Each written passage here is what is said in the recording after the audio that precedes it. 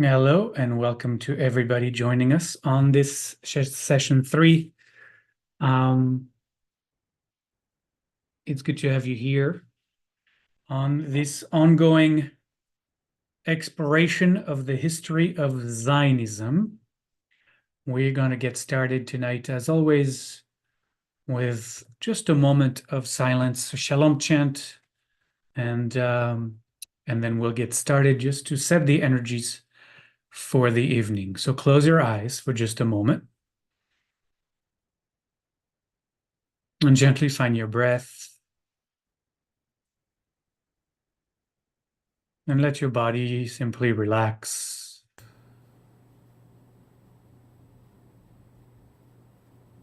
And let go of the day that was.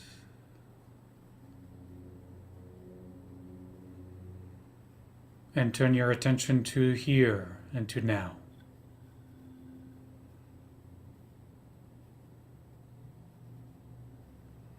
And from that place, if you so choose, I invite you to take a breath for shalom.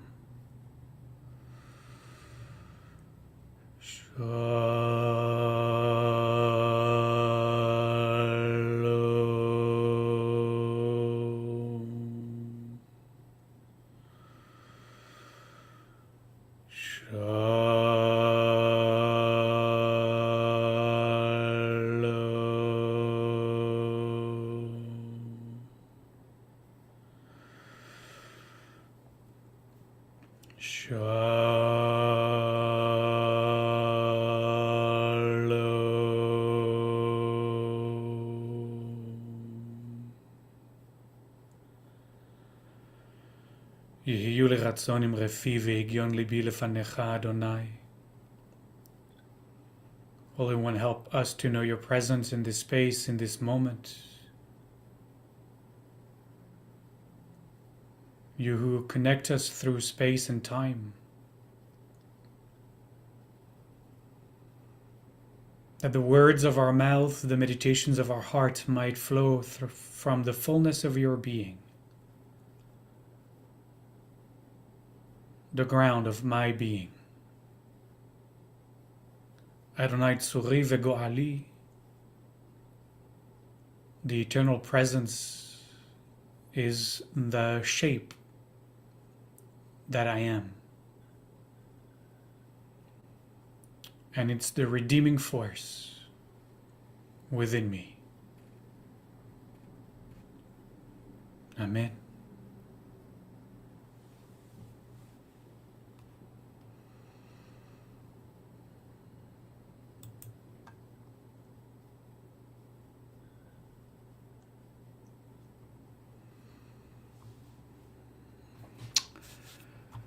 Okay, so here we are, and I'm gonna be a little bit of a magician tonight.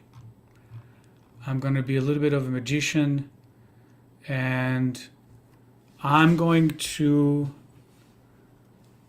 be looking to both pause our historical narrative, our historical exploration, while at the same time jumping ahead of the history we left last time. And I know, how can we at the same time pause the history and jump ahead? And like I said, you'll find my abracadabra magic, and it all will make sense, I promise, at the end of the evening. At least in my head, it does. So we'll see if it manifests the way I have it in my head. So we've been studying together the early return of Jews from Eastern Europe to the Promised Land. And I have tried as best I can, as a rabbi and not as a historian. I just also need to mention that I am not a historian, But I've tried to, especially the first few sessions, the first two sessions, to try to paint a portrait of who these Jews were, right? Who are these people who came to Palestine? What were their aspirations? And we saw that those were very different from the first wave of immigration, the first aliyah, to the second wave of immigration, the second aliyah. Very, very different intention, very different motivation that brought them to the land. And with that, I'm also really hoping that the readings that I have offered, some who were from primary sources, have helped you shed greater light on how these Jews were perceiving the world, right? Perceiving their world, perceiving the world in general, and how they were able, through their perception, through their personal experience, to draw the conclusions they drew to direct their lives, to make the decisions they made. And I'm really hoping that with that, and with all the readings that we have done, and with all that I have shared, you have now discovered that there is no such a thing as Zionism as a monolithic entity. Rather, in your readings and our shared exploration here, I am hoping that you have discovered that there are, in fact, many different versions of a vision for the Jewish people, and that this different vision, oftentimes within and under the umbrella of the Zionist movement, those perceptions, those perspectives, those visions, those versions clashed with each other. They were in radical opposition to each other. You have, for example, the secular Zionism, maybe best embodied by Theodor Herzl himself, the founder of the Jewish movement. Theodor Herzl, who imagined a utopia of a Jewish homeland where in his book and in his vision, if you remember, everyone spoke German, which is quite fascinating in and of itself, because German was the language of the great minds, of the great science of the time, and he had this vision of the Jewish people who would rise to that intellectual, scientific level. And so his vision, his utopia, was that the Jews would have in their own land would identify with that edge in evolution that Germany represented. I think in the first session I made the case clear that he was completely in love with the German culture, with Germany, and that came from his mother, if you remember. So you have like that secular Zionism. You have cultural Zionism. That's maybe Achad Ha'am. We've been talking about him a lot. That's his vision, who actually stood in real opposition to Herzl, because Achad Ha'am really advocated Hebrew as the language of the land. You have also socialist Zionism. You have religious Zionism, who envisioned at the time, and actually many religious Zionists in Israel to this day still envision somewhat of a Jewish theocracy back in the Promised Land, the reconquest of the kingdom of Solomon, right? So you have those religious Zionists, and again, there is different factions within those different factions as well. And of course, you have Marxist Zionism, right? And we've seen that both the socialist and Marxist versions come from the fact that there's 50,000 Jews by 2014, 50,000 Jews who relocated, and we talked about only that 50,000 number only represent 20% of those who had come to the land in the first place. 80% didn't make it. It was such a harsh place, such a difficult place to live, to survive in. So those 20%, those 50,000 who buckled down and really were committed to being there, faced these harsh difficulties coming from Eastern Europe, but they came from Eastern Europe, where the place where this far left political theories were really spreading like wildfire. So understand that in the midst of this second Aliyah, the one that we have placed between 1904 and 1914, right? We have, if you remember your high school history, and I don't even know what history is taught in American high schools, but understand that in the middle of the second Aliyah, 1904 to 1914, we have the first, let's call it, unfinished Bolshevik revolution in Russia in 1905. So just to put in the context of that, what is happening in the world of those Eastern European Jews at the time that they themselves decide that they would be better off living in the Middle East, in Palestine, right? 1905 is the first Bolshevik revolution that is going to be followed by another one in 1917, which will bring to power Lenin and all his friends. This time, the Tsar still survives.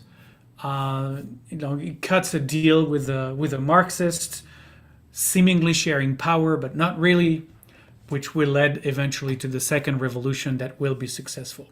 But I'm talking about that just for you to understand why these Jews were so influenced by those political ideologies, because they lived literally in Russia in the midst of revolution, of Bolshevik, Marxist, Leninist revolutions, right?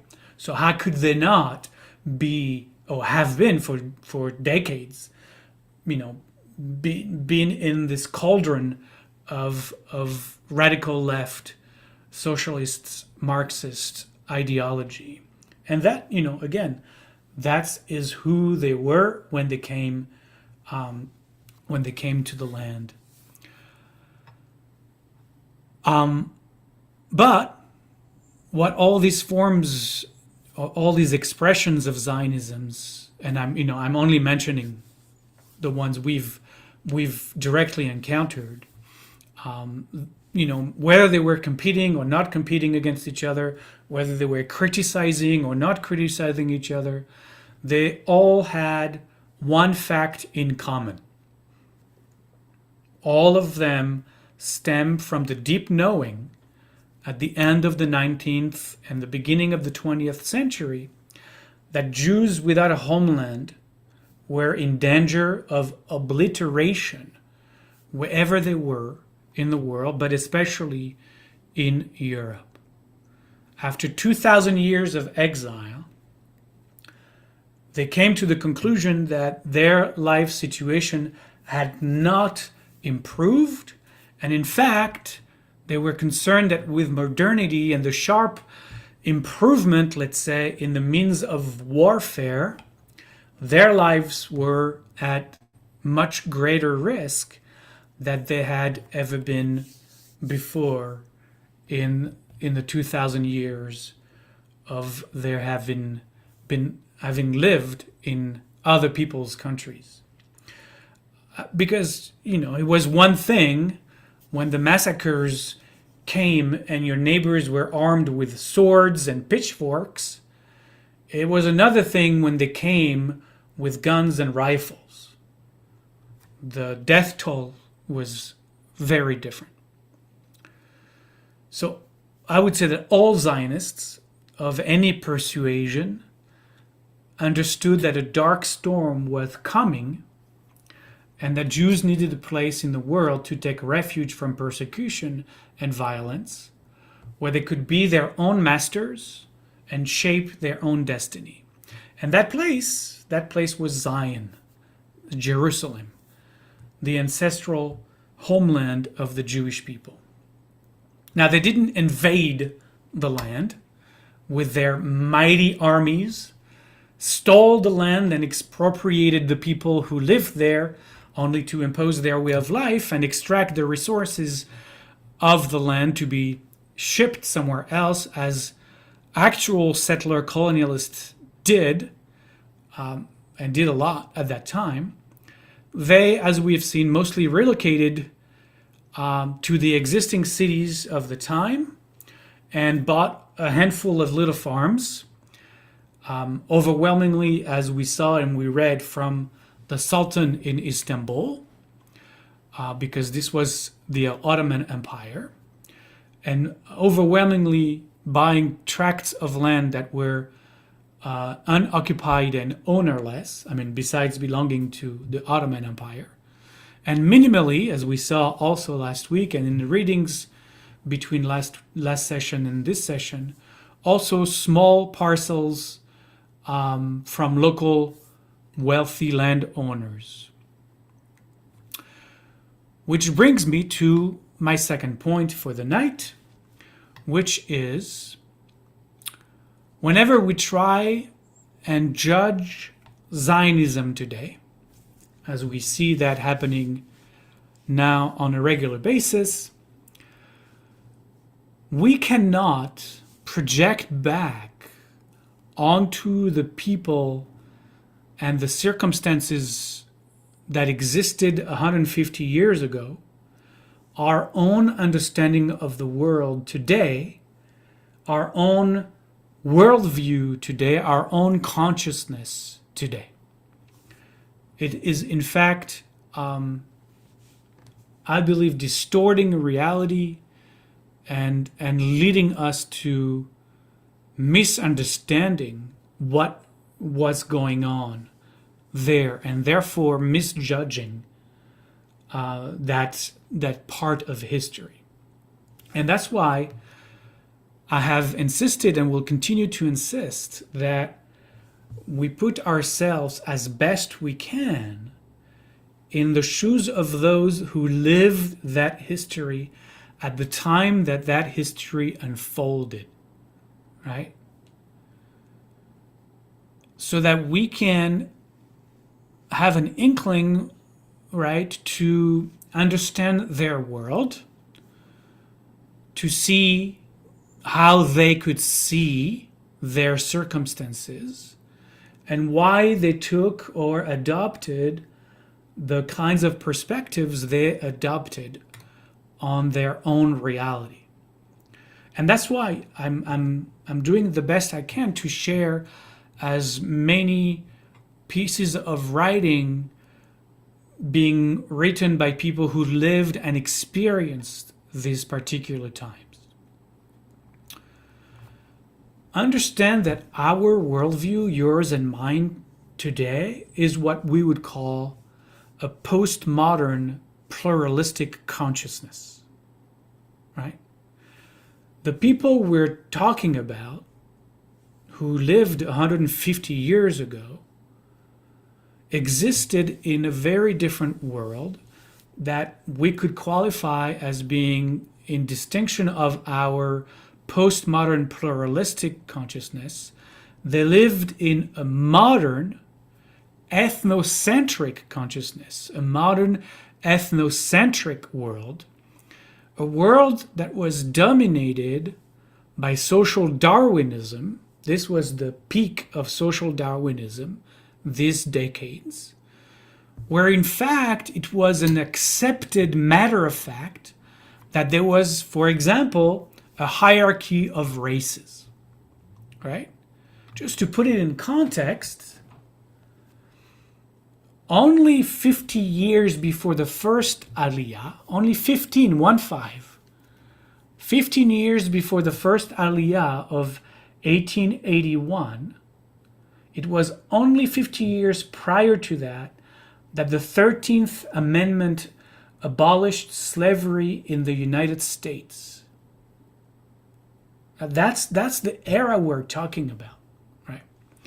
And that until the very end of the 19th century, so decades beyond that, slavery was still a practice in parts of the British Empire. This is the context, the world context in which these two waves of aliyot, of immigration, also happen. It was a world where the purity of the national race was paramount.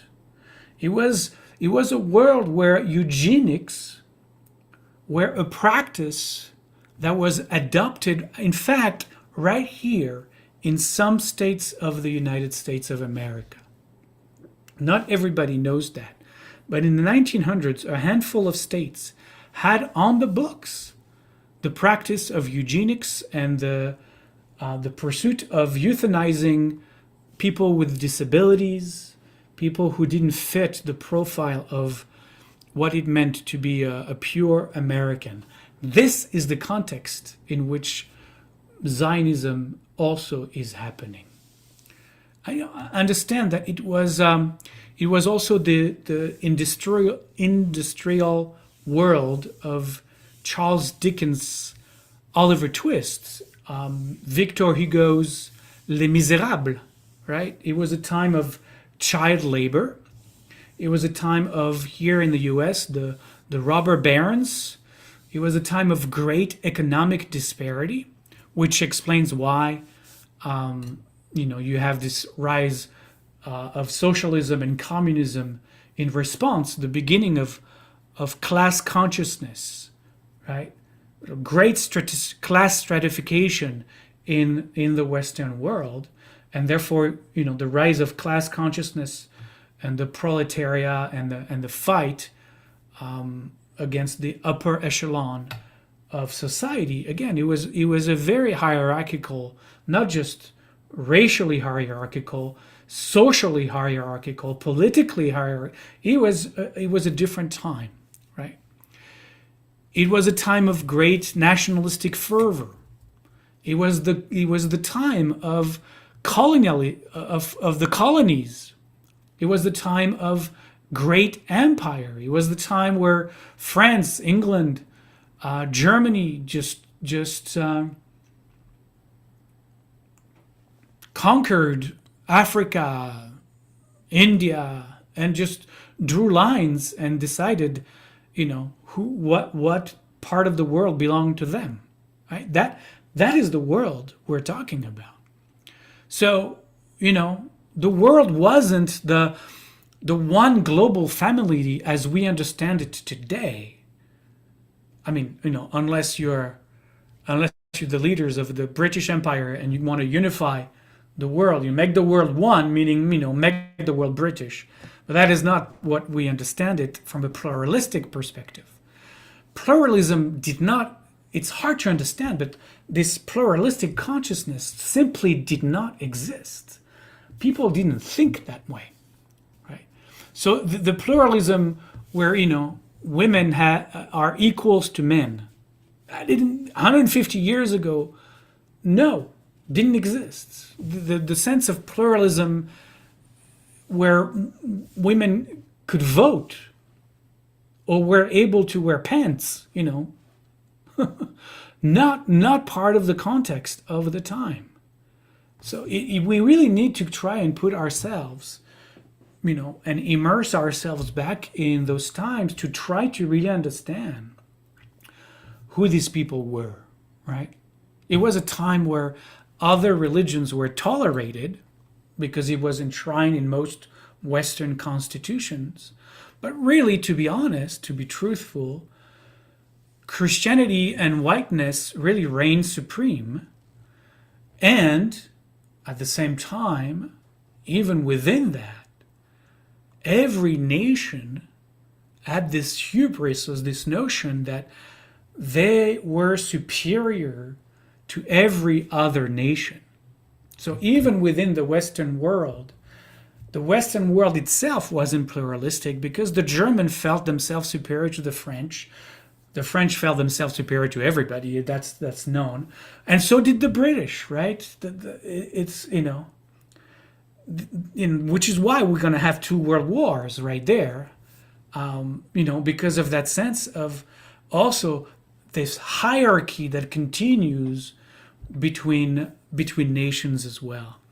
Again, it was Deutschland über alles, Germany above everyone else, right? And the truth is not just Germany, but every national anthem of the time echoed exactly those feelings, those notions. Right? So just let's keep that. Let's as we explore this part of history of the early 20th century now, and we're getting to the First World War. This is the context within which these Jews, these few thousand Jews, decide to go back to Palestine to establish their own nation. And again, mostly those from the second Aliyah, the Jews who came in the first Aliyah between 1881 and 1904, they were mostly religious, and they came back for religious reasons, and very, very few of them had any notion that, or cared that there would ever be a Jewish nation or a Jewish state. They came back to the Holy Land. They came back to Jerusalem, to Tzfat, right, to the holy cities, because they were religious folks. So really the second wave of Aliyah is the one that carries maybe more of a nationalistic color, together with their Marxism, to the land.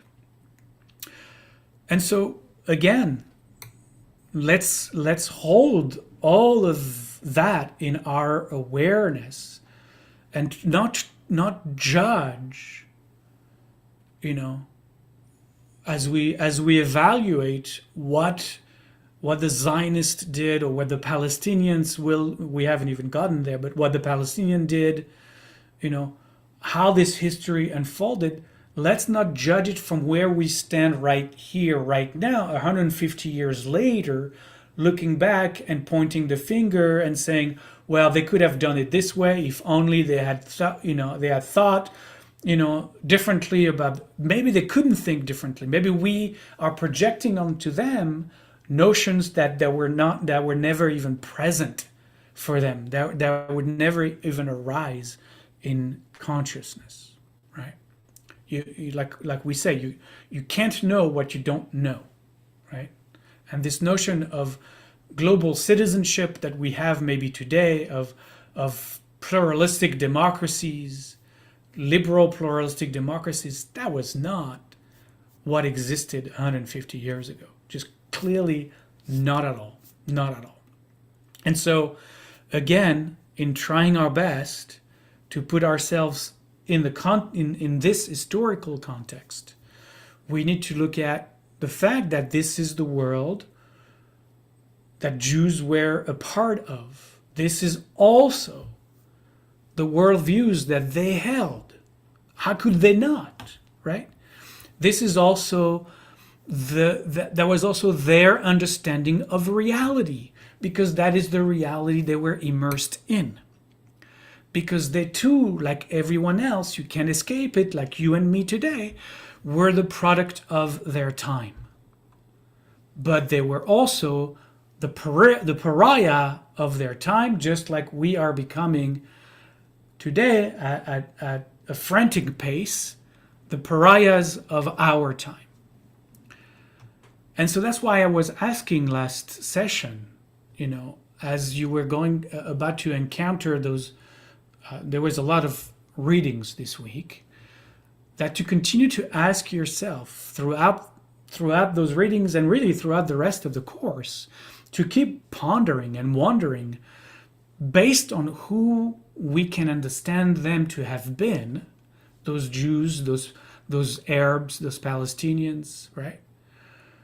Based on what they knew about the world, based on what they believed about reality, based on the goals they pursued for themselves, for their people, to keep wondering and pondering whether the unfolding of this history could have gone a different way, or if the circumstances were such that it couldn't but unfold the way it did, and it couldn't but lead to violence and to conflict all the way to today. And again, I'm not answering any questions, and I'm not asking you to answer any question. I'm asking you to continue asking, to continue wondering, to continue pondering. Because it's only in the uncertainty that we can discover more. Once we're certain, then there is nothing more to discover, nothing more to learn. And so that's really why I'm spending this time tonight. Why I'm also pausing the unfolding of the historical narrative, so that we can really continue to reflect on these points and try to both, do maybe what we could call a character study of all the characters in the story, right? Of all the actors in this drama, while also giving the context, the background of the stories unfolding. Because again, no story can ever happen in the vacuum where this is not possible. And as you will see, as we are doing this, because I started already now for the last half hour, we're also going to be jumping forward as we were pausing. We're also going to be jumping over the First World War and over the conquest of the Middle East by the French and British Empire after their defeat of the Ottoman Empire during the First World War.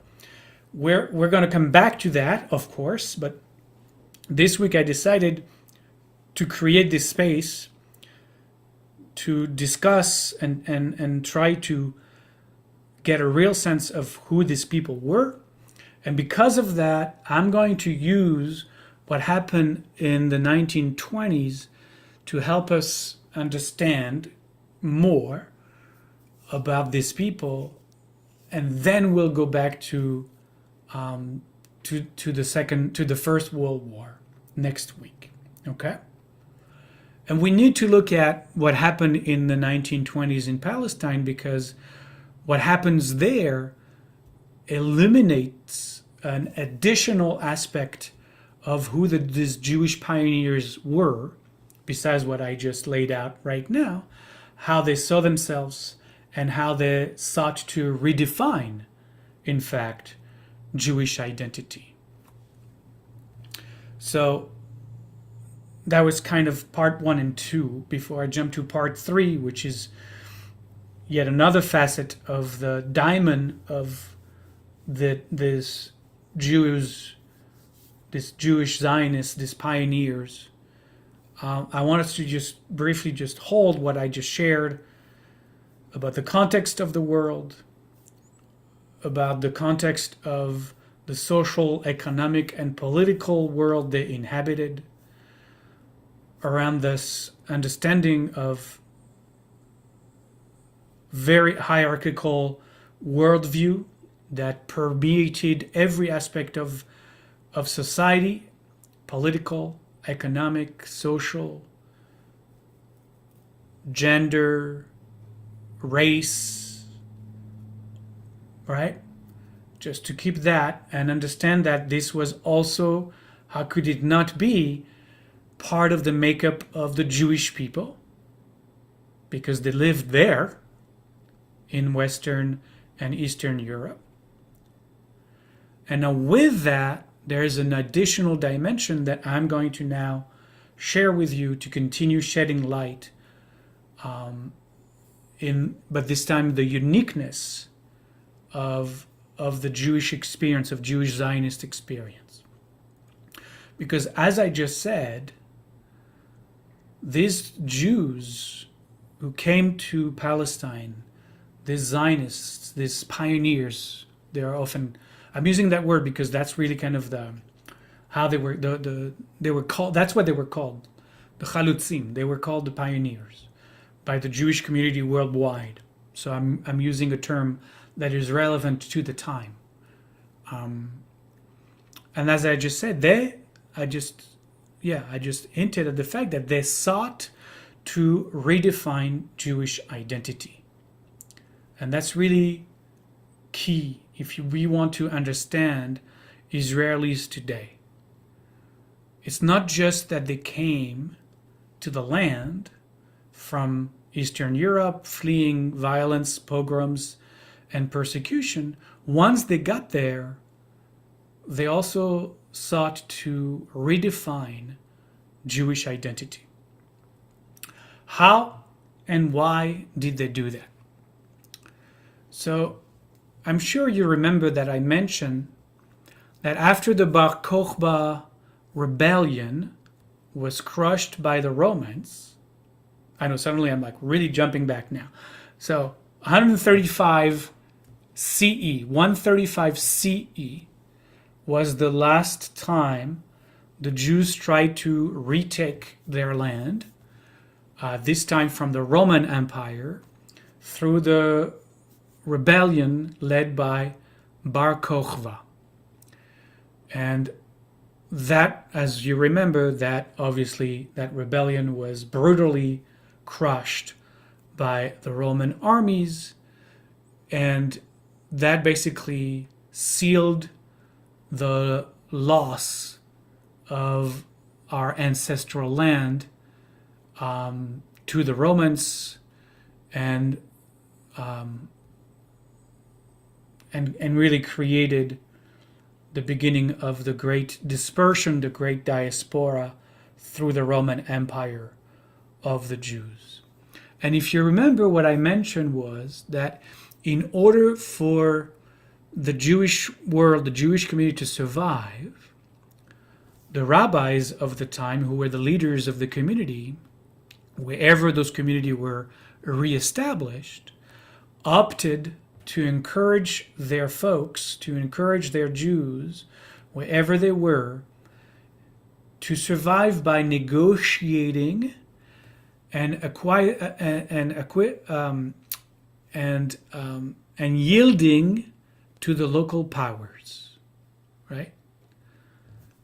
They, after the crushing of the rebellion, and in the generations that followed, those Jewish leaders of those Jewish communities, wherever they set foot, decided that if we wanted to survive, it was better to negotiate our survival. Literally negotiate. I'm actually using these words with great intention.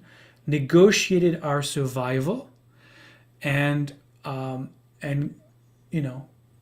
going along whatever the local powers required of us, having given hope completely, not completely, but ostensibly having given hope at the time of Jewish sovereignty on our land, and really encouraging all the Jews to adapt as best they could, like we say, and become very comfortable with life in foreign lands, because the rabbis felt that there was a no choice, choiceless choice, if you want.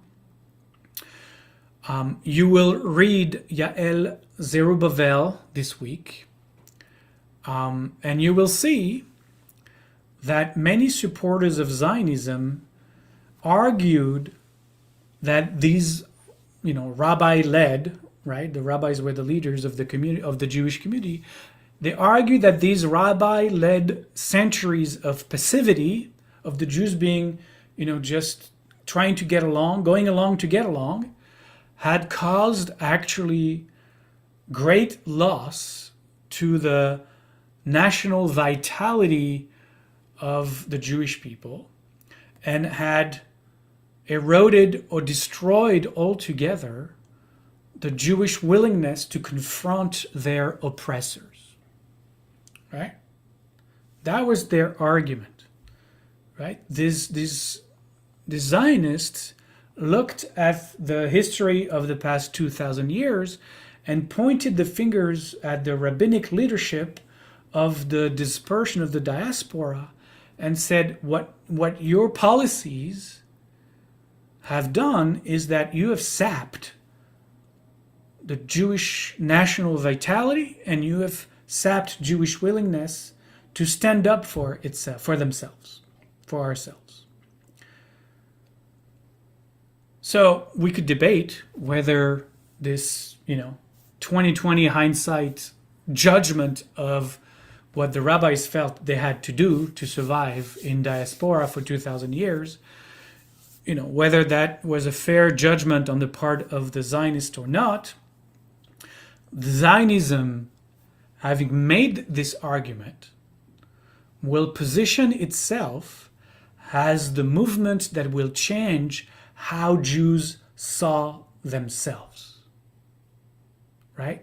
They're literally positioning themselves not as the successor, the inheritor of rabbinic, of 2,000 years of rabbinic leadership. They position themselves in opposition to them, in absolute contradistinction to them.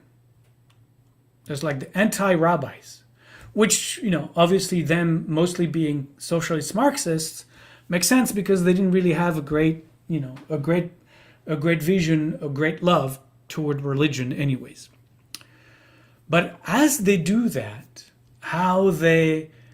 as they position themselves again as the movement to change how Jews will now see themselves, they begin to develop a highly critical, even one would say negative attitude toward the Jews of the diaspora.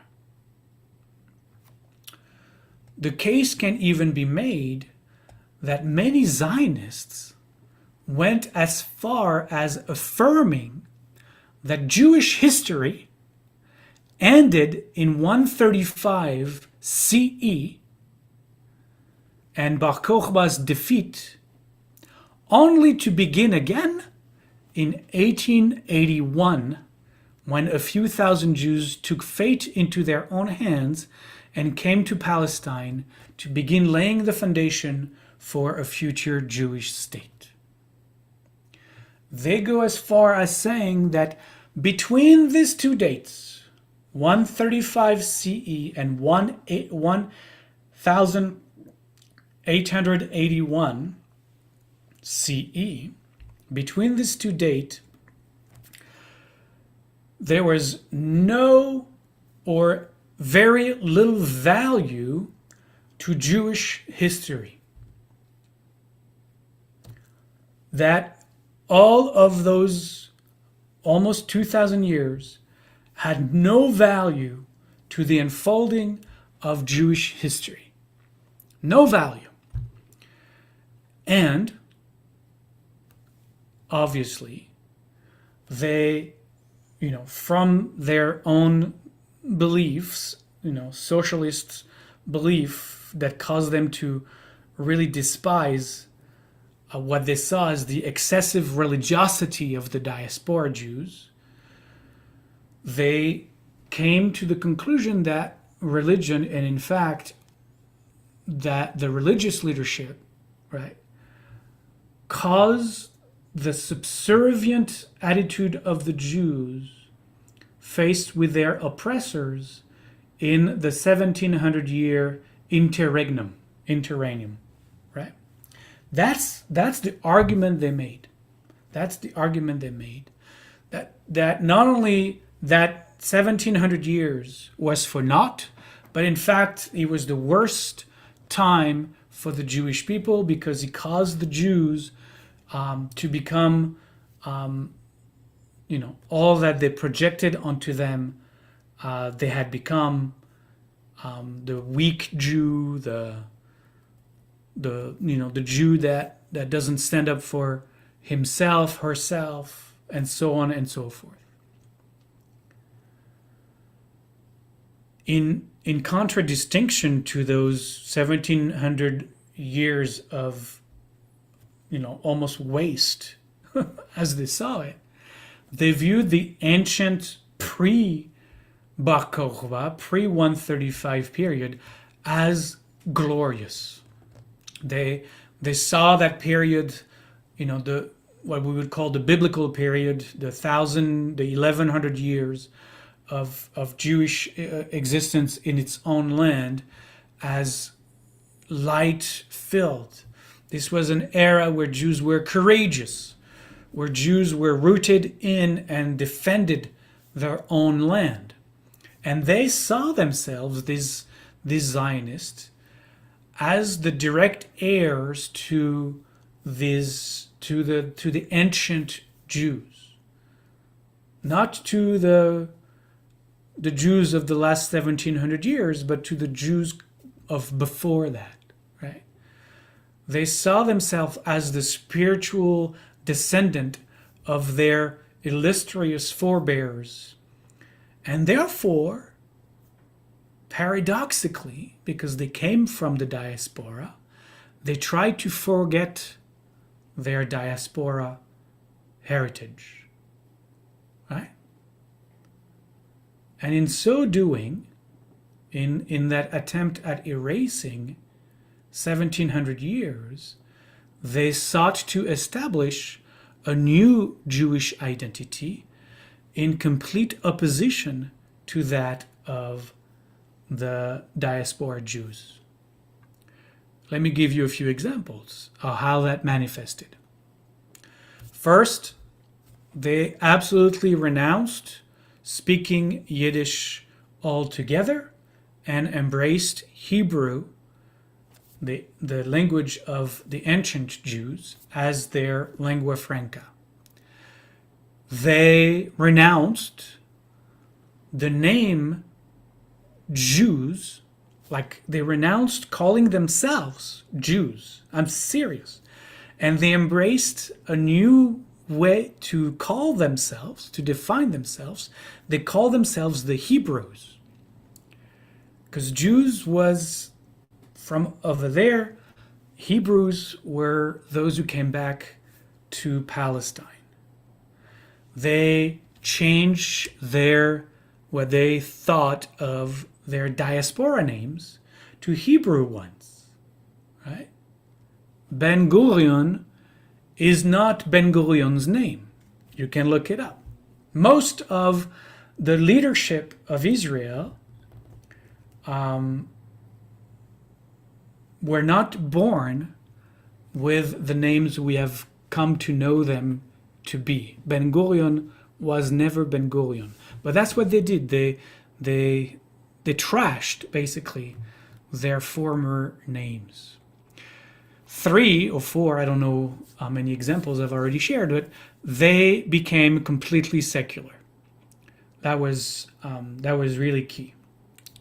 I mentioned they were religious Zionists, but by and large, they were an extreme minority, and they were at best tolerated in the movement. They were not really a force at the time. It's very different now, but at the time, in the early days, religious Zionism, to be honest, religious Zionism was anathema as a concept, because mostly, just as Zionism rejected the world of religious Jews, the world of religious Jews absolutely rejected the Zionists movement, especially, as I have shared early on, because to them only the Messiah should lead would lead the Jews back to their homeland, and not a little journalist from Austria, even if his name was Herzl.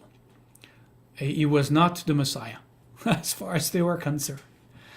What else? They, to differentiate themselves from the world they had left, they completely embraced manual labor. They became farmers, right? And clearly, diaspora Jews couldn't engage in, or were not invited to engage in manual labor. They were not, they were not to participate in the economy of the Tsar. And we know that Jews were overwhelmingly not allowed to own land, so farming was also not an option. So, other ways to break from their past.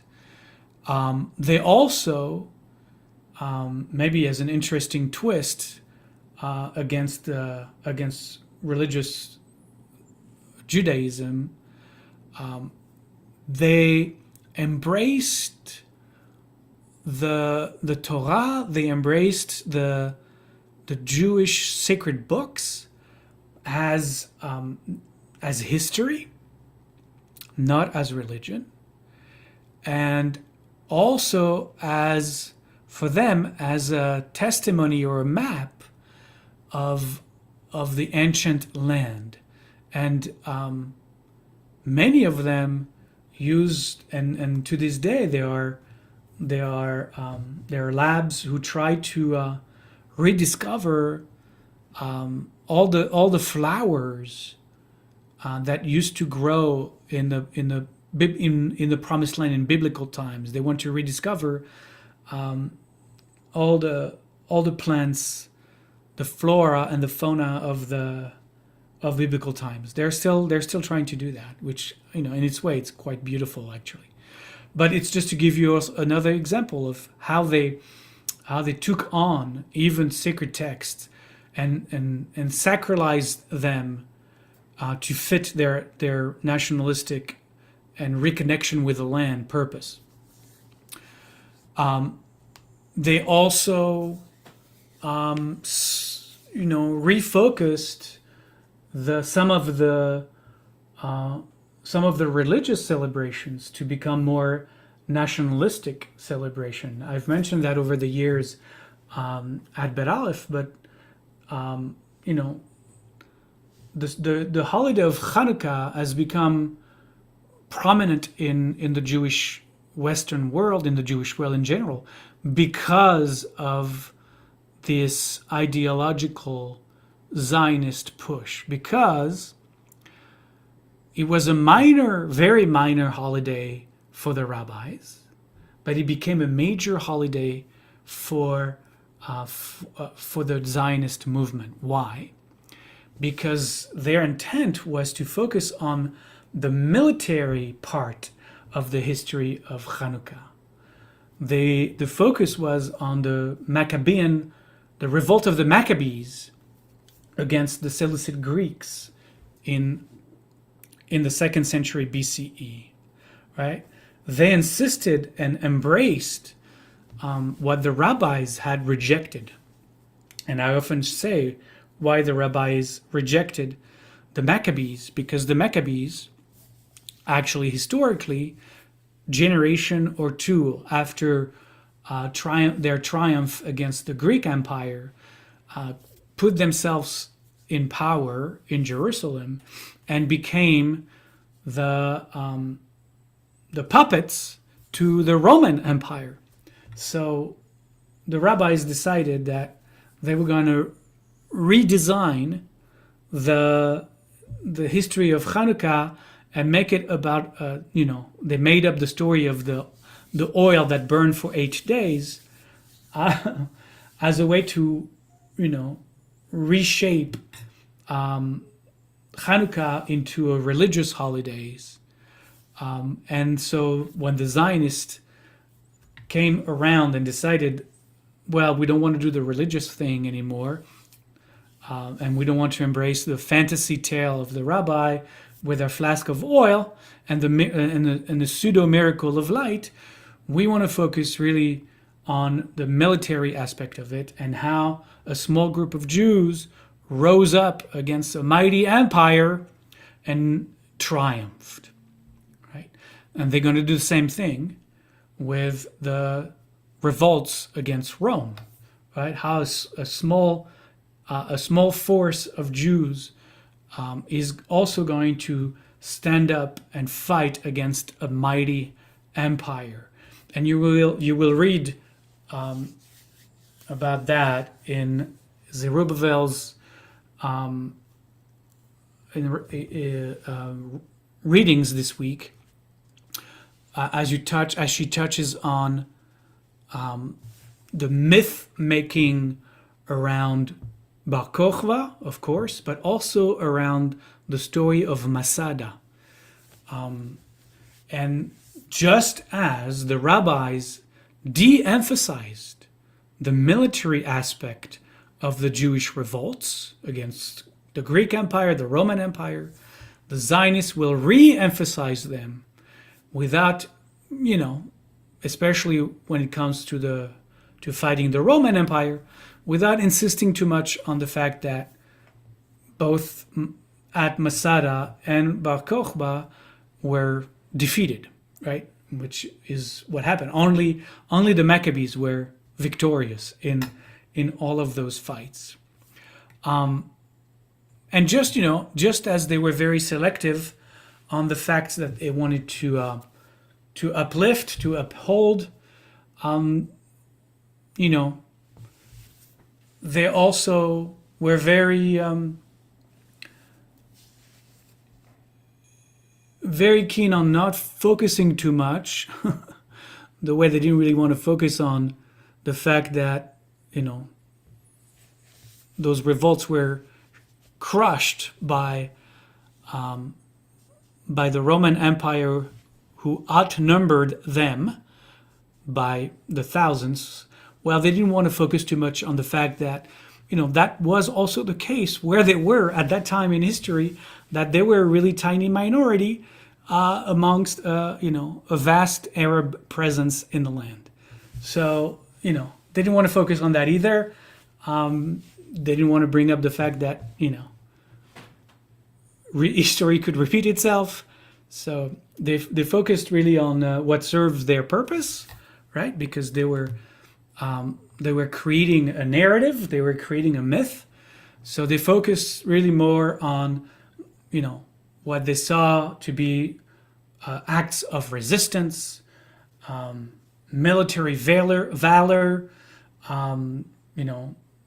the nationalistic revolts against Rome, and not so much on the results. They chose what they chose because they had a goal, they had a purpose.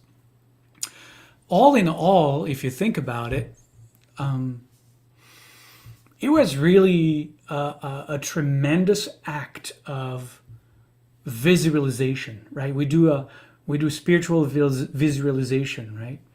They really kind of had an internal vision of a future that they imagined, and they used whatever text they could find from ancient Hebrew history to solidify that vision, that visualization of who they were, who they wanted to become, that created in them sheer belief and determination that they could transform themselves away from the diaspora in their homeland.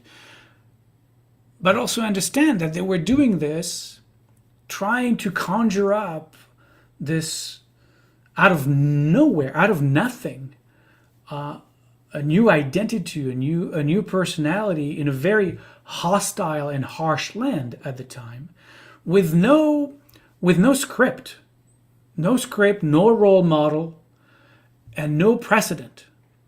They were making it up as they went, really, but they held on to this vision. And as I said, they relied exclusively on the heroes of antiquity to ground themselves into a new or renewed Jewish identity.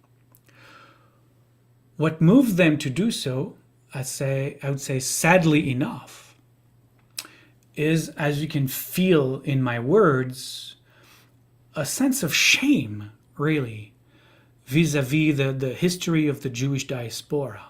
A sense of shame toward their own past, by the way, because that's where they came from, right?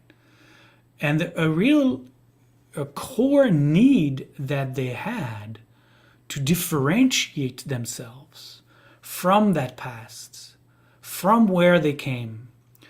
And that really required a real, we say, tour de force, of real psychological reorientation, a tremendous act of will. Tremendous act of will. They needed to break free from who they had been in order to be able to discover who they could be and therefore recreate themselves away from their past. I mean, think about what kind of mental, psychological juggling that is. Because they didn't want to repeat what life had been up until this point. That would defeat the purpose of Zionism itself. They needed to create something that did not exist in order to have a chance to carve for themselves a different future.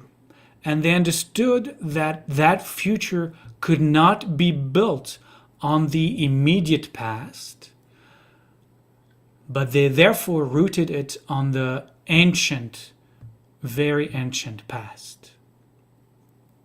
It's really fascinating. You know, I don't know if there have been sociological studies or psychological studies of what these people created or reinvented based on what their goals were and who they were at the time. But it's quite fascinating to see and discover what was happening at the time. So, as I said, for example, they used the Torah, they used the Bible as a, I would say a hiking book, right? They went on hiking treks with the Torah in hand to say, oh, here's the roots of why this part of the land, why that part of the land, what connects us to here, right? That's what they did. And though they found great inspiration from the heroes of antiquity, it will take one pivotal event in the year 1920 to really solidify the image of the new Jew, I should say the new Hebrew, that secular laborer, right?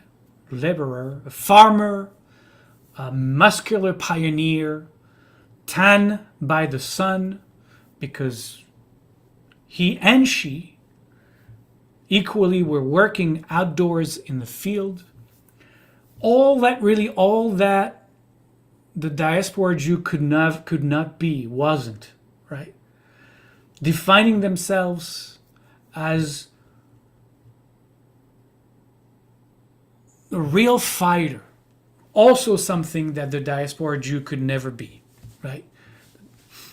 And so, imagine there are pictures and drawings, they did posters like that, where people drew images before pictures and photography. And you really could see in the propaganda posters of Zionism that new Jew they were defining, they were designing, out of nothing, that suntan, outdoors, muscular pioneer, you know, male and female both, because, socialist Marxist equality, you know, that farmed the land, that worked hard in the factories, and that, had a little rifle on their shoulder because, they wanted to create that ideal as well. All of that to say we are not our past. This is the new Jewish person, the new Hebrew. But in 1920, something is going to be the catalyst for that new ideal. But before I tell you what the event was, I need to just make one more dot of color in the portrait I'm trying to paint for you, as to how and who these people were, the Zionists were, and how they wanted to transform themselves to be. All that I described in this third part, understand that, is layered on top of tonight's part 1 and 2 in trying to paint a picture of the world in which that was happening, right? This last part that I shared with you was unique, obviously, to the Zionists, to the Jews who came to the land. But that doesn't mean that the world around them wasn't what it was, right?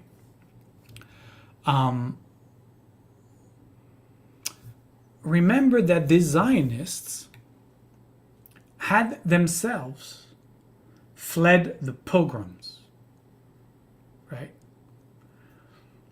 They themselves, and I use the word shame, they were really ashamed of their past. They were ashamed of the Jews who remained back in the old country, right? Stuck in their old ways. They were ashamed of their absolute vulnerability, their subjugation, their complete dependency. They saw that as impotence and weakness, right? They were, in a lot of ways, ashamed of who the Jew had become while in exile. They saw them as, defenseless, bookworm, pale, really like atrophied physiques, right? The opposite of those posters that I defined earlier. It is sad to say, but important to understand, that their internalized shame is in a lot of ways also internalized anti-Semitism. Because their quest to push that part away, right, to define themselves as not these Jews, not them, right, caused them in kind of a sick and twisted way to adopt anti-Semitic tropes of Christian Europe, right? In the way that they described and wanted to paint the Jews of the diaspora, right? And I'm spending time on this because I believe that you cannot understand Israelis today if you don't understand this. You can't understand Israel today. You can't understand why the Holocaust was never, the Shoah, as we say in Hebrew, was never talked about in Israel. Despite, what anti-Semitic detractor want to pin, all of Israeli behavior on the Holocaust. But in fact, Israelis were, and still are in some ways, but in the early decades of the state, at least, were very ambivalent about the Holocaust. I mean, think about all that I have shared with you to this until this moment, right? What does the Holocaust, what does the Shoah, therefore, could represent for the Zionist Jews, if not the culmination of their notion of the subjugated, impotent Jew who would never fight for himself, who would let himself be led to, to the gas chambers, right? All that for 50, 70, 80 years until that point, the Zionist myth building had rejected. It's not until the Eichmann trials in the 60s that Israelis, despite so many Holocaust survivors having relocated to Israel, they were not welcomed until the 60s in Israel, right? It really took the Eichmann trials for Israelis to finally start to reckon with the shadow of that myth building that had taken place over by that time in the 1960s. So they were, it's 60 some years. That's a few generations that were, a couple generations that were born on the land that never experienced living in a diaspora, right? But so much that myth building, that recreation of a new Jewish identity, sought to denigrate what they painted the Jew of the diaspora to have been. It's understandable that Israelis were deeply ambivalent with those Holocaust survivors who came to Israel. So when we talk about so much of the Holocaust is influencing Israeli decisions today because of the Israeli psyche is so impacted by the Holocaust. I'm not saying it's not, but I'm saying that was not, that it is impacted, but maybe not in the way that most anti-Israelis, anti-Zionists want to with their big brush, want to or seem to understand it was. It's much more complicated than that. The relation is much more complicated than that. And you understand now why.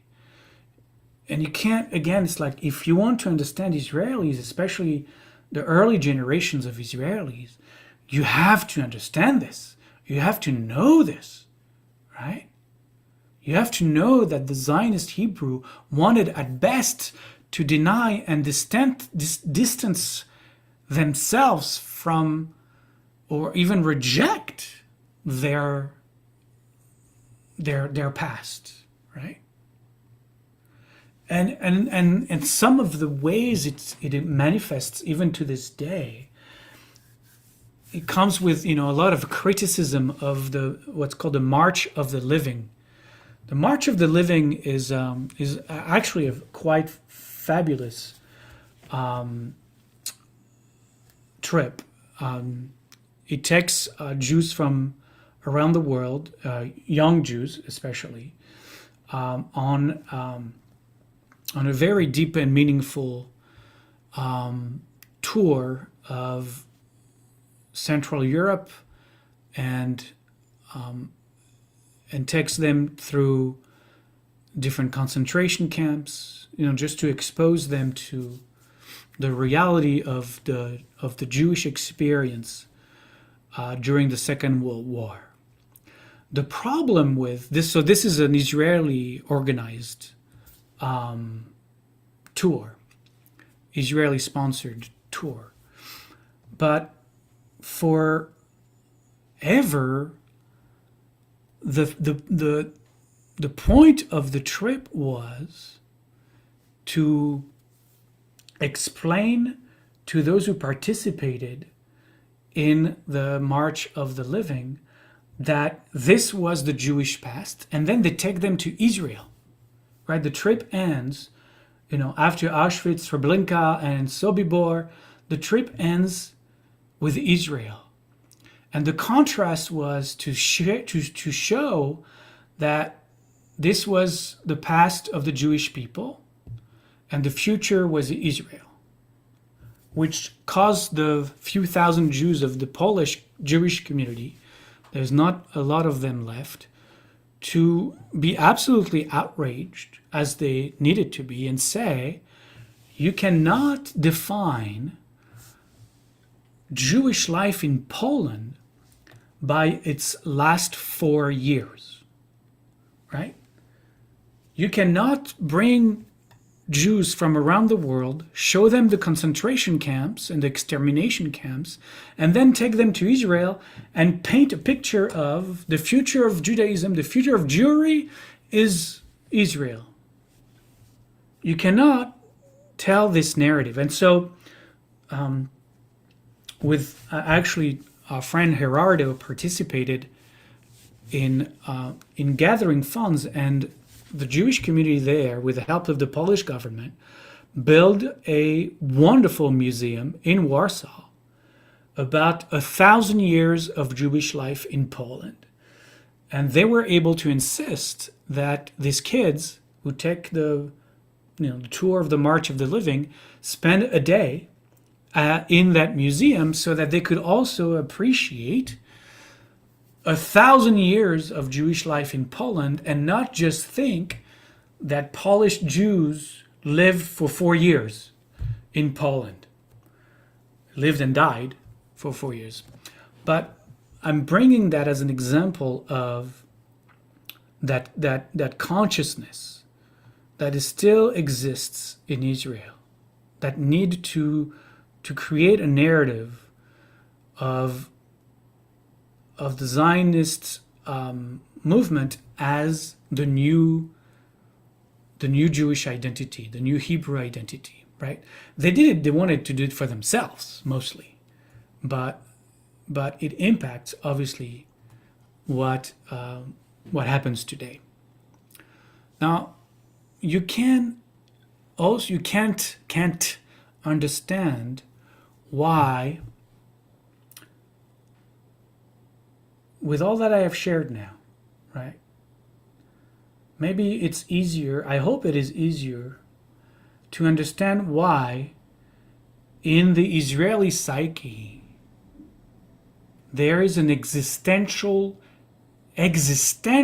need to eradicate Hamas from the face of the earth.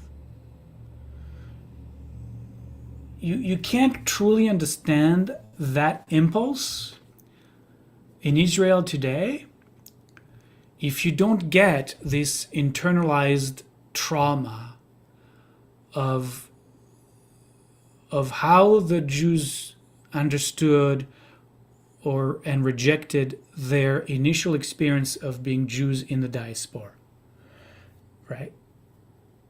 That internalized trauma that is catalyzed by this attempt at redefining Jewish identity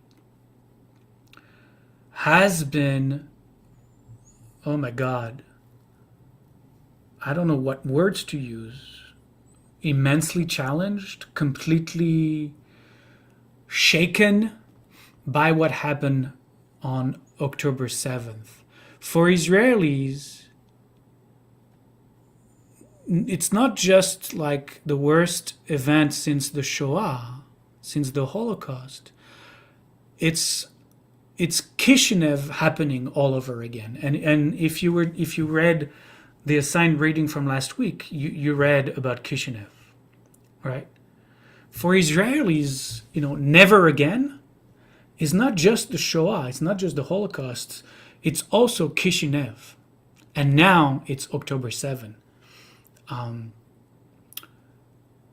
And you also have to layer on top of that, in order to understand this moment in Israeli history and world history, you have to layer on top of that the internalized Bar Kokhba and Masada myth of the fighting few against the many and against all odds for the land. Because Israelis, and I believe rightfully so, they don't see the war between Hamas and Israel. They see this an existential threat because there is a sea of Muslim and Arab lands surrounding them, and so it's the same understanding, right, of Bar Kokhba. It's the same understanding as Masada. It's the same understanding as Kishinev. That's the context, which is why I wanted to pause tonight to try to, and I'm probably not doing the best job with this because it's so complex and so multifaceted, but I'm trying to really show how much is at play here. And I'm clearly not touching on everything as well. But that leads me to this week's assigned readings from Yael Zerubbabel, and we'll close, I'm almost done, finally, with the promise what happened in 1920 and the time that follows. All right, so what happened in 1920 and how did that solidify this new Hebrew identity? What happened in March of 1920 was the Battle of Tel Chai. Tel like Tel Aviv, Tel Chai. Chai like Chai, to be alive. Tel Chai.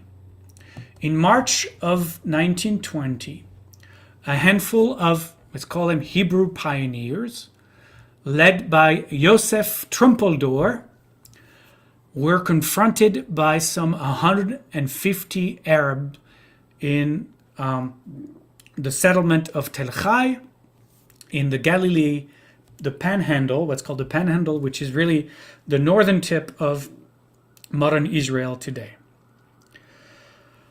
The battle that ensued could probably have been avoided, but sometimes when you put too many people in one place with too many guns, something is bound to go horribly wrong, and so it did.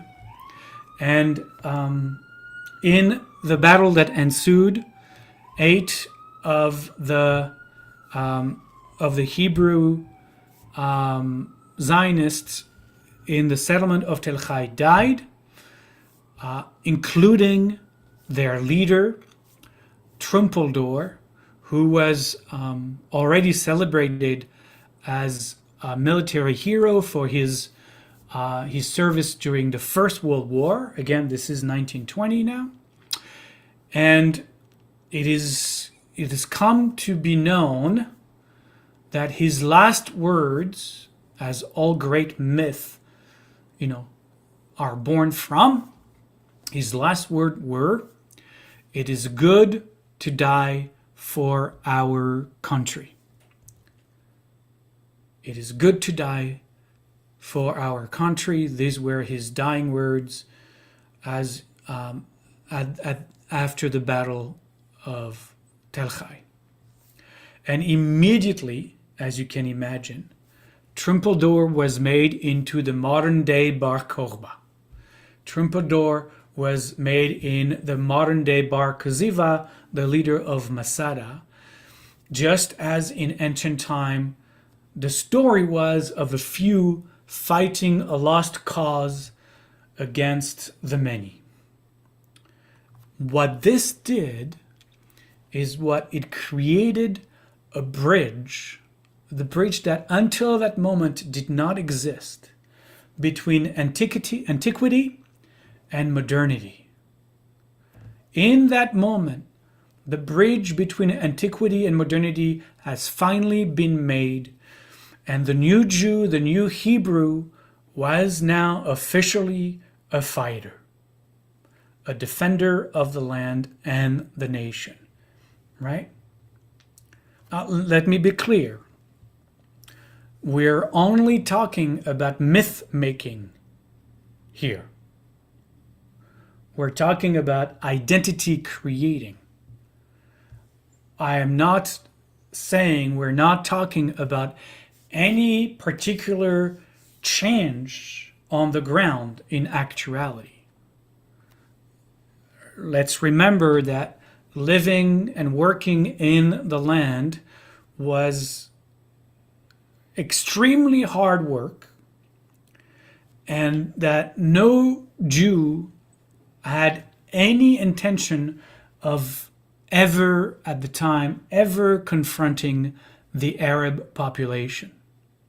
Even though, as we will see, Tel Chai was the first, unfortunately, of many such event. But they didn't, the Jews of the time didn't say, "Oh, look what happened at Tel Chai. Let's get our guns and go after the Arabs." Not at all. It didn't happen at all. They were in no position to do that. It didn't cross their minds. But they used the story. That's what they did. They used the story to build that bridge, that historical bridge, and with it they could circumvent those 1700 years that they were ignoring of Jewish history, and they could link themselves directly, thanks to that lost battle, with those ideals that they had cultivated all the years prior. See, that's why I jumped ahead, because it helps us now make the picture more whole.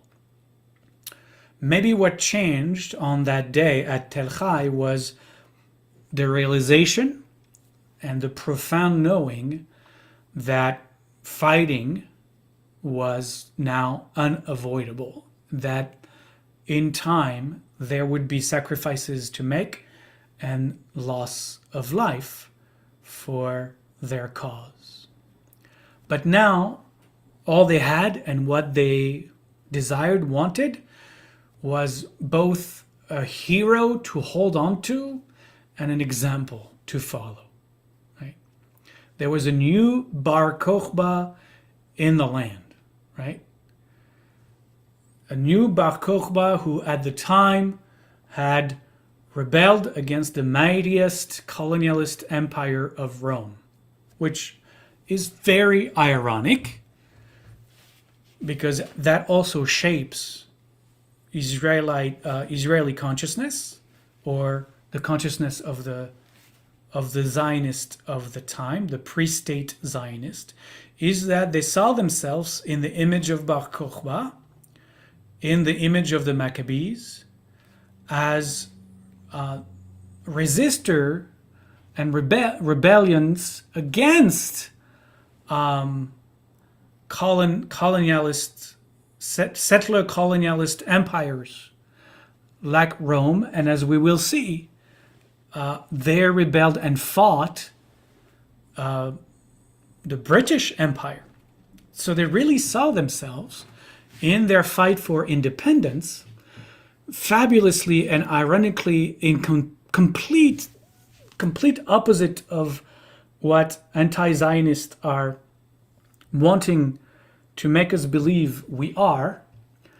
They actually, the Zionists of this early generation, positioned themselves as the anti-colonialists, as the fighters against the empires, right? That was the image, the myth they were creating, and that they're going to carry out against the British Empire. Paradoxically, I don't know if that would work, but just it popped in my head right now that they were much more on the side of the Americans fighting the British Empire in their war of independence, right? They replicated that in Palestine, as we will see, fighting the British Empire to gain independence.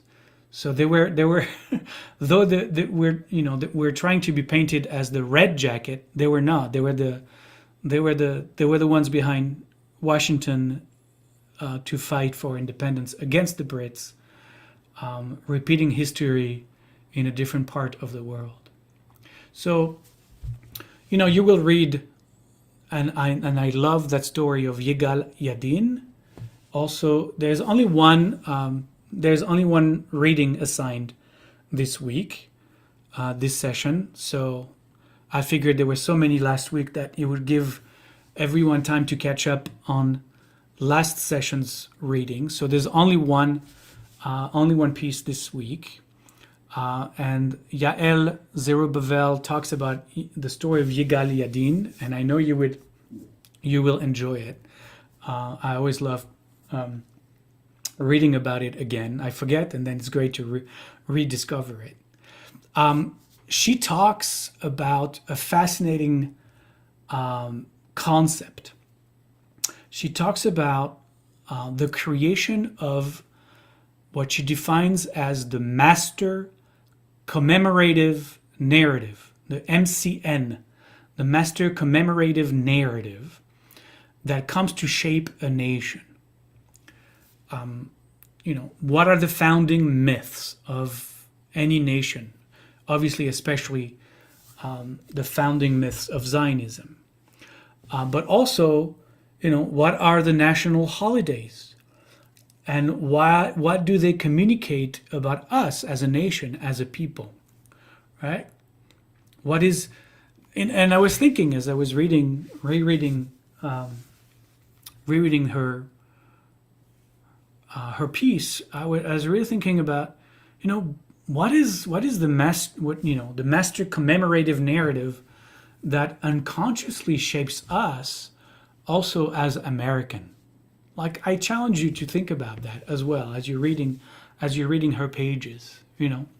Like, what are the words that our politicians, our leaders, are repeat over and over again in order to define who we are as Americans.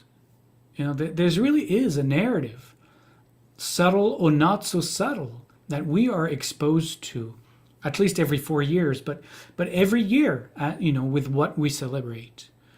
As someone who was imported here, it's always very striking. All those notions of American exceptionalism, right? Like what? The American entrepreneurial spirit, the ability of Americans to rise to any challenge, to overcome anything. Like, is this real, or have these words been used over and over again so much that we've come to think that, yeah, we are a very exceptional people, a very exceptional nation? I don't know. Think about it. What is the master narrative, subtle or not so subtle, that we are subjected to, that shapes our consciousness, right? So yeah, I invite you, as you read this, it's a fascinating read, absolutely fascinating read. But I invite you to reflect on, like, how is that? How is that for me? Like, how was I shaped by that, consciously or unconsciously? All right, we're going to leave it at that for tonight. Let me see if there are any questions in the chat. La la.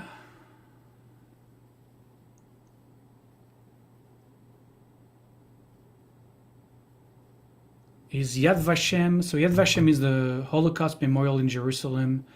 I don't know if those kids at the March of the Living and there. I would that could be.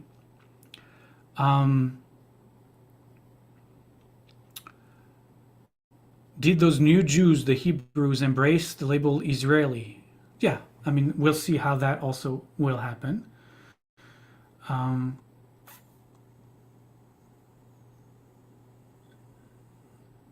Yeah. Let me see.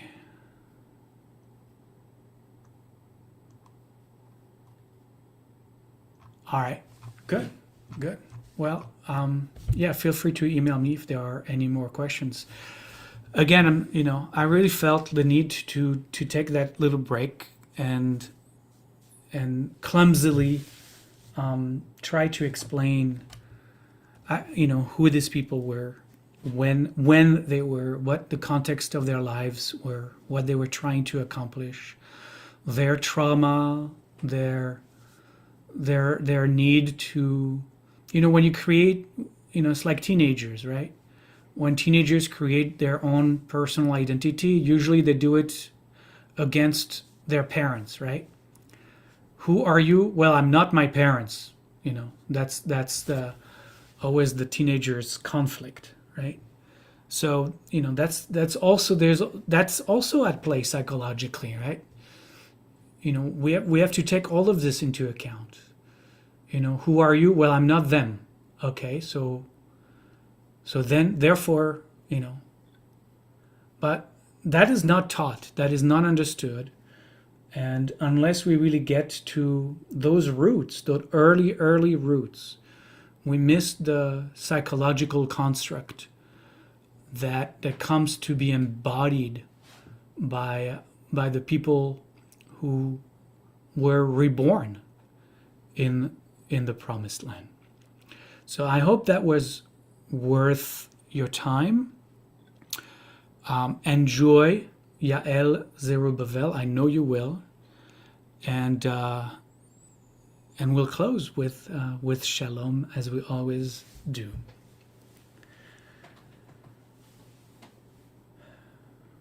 So sit back for just a moment, close your eyes. I know there was a lot to integrate. You can always watch the recording again. But for now, let your body connect to its own breath.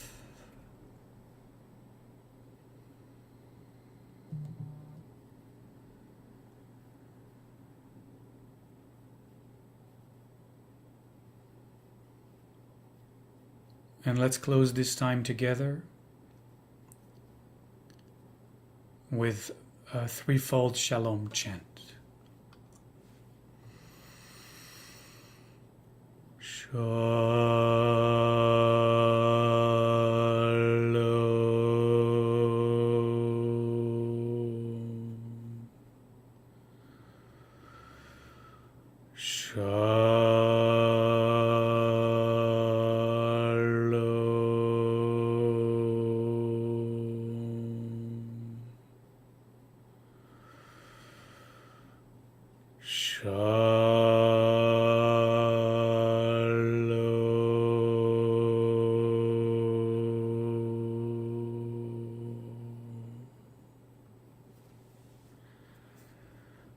Thank you, everyone.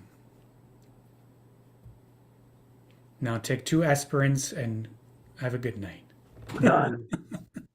Thank you, Rabbi. You're welcome. Thank you. Bye-bye. Thank you, Rabbi. That was really fascinating. Yes, it was. Thanks a lot. Yes, it was. Bye-bye. Thank you so much for the deep history. Wow. Love that. Thank you. Danny. Not done.